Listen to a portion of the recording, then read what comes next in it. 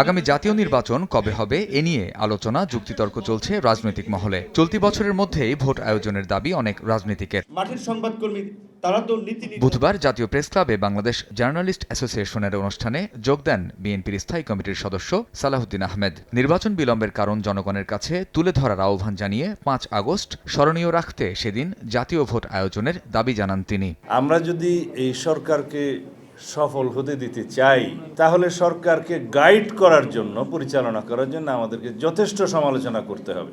এমনকি আমাদেরকে সড়কে আন্দোলনও করতে হতে পারে সরকারকে সঠিক রাস্তায় নিয়ে আসার জন্য। নির্বাচিত হওয়ার জন্য যদি বিভিন্ন কৌশলে সরকারের সমস্ত শক্তিকে প্রয়োগ করতে হয়, সেটা ফেসিবাদকে আবার দোষারোপ করে কি লাভ হবে তাহলে? ভার্চুয়ালি যুক্ত হয়ে বিএনপির ভারপ্রাপ্ত চেয়ারম্যান তারেক রহমান বলেন, জনগণের আস্থা ধরে রাখতে সবচেয়ে বড় দায়িত্ব বিএনপির। বিএনপির বিরুদ্ধে বিভিন্ন মহল বিভিন্নভাবে কিন্তু তৈরি হচ্ছে, প্রোপাগান্ডা ছড়াচ্ছে। এরই মধ্যে আমরা সেগুলো দেখতে পাচ্ছি। প্রোপাগান্ডা ছড়াচ্ছে, শত্রুপক্ষ বলেন বা প্রতিপক্ষ বলেন, সেগুলো তারা করবেই।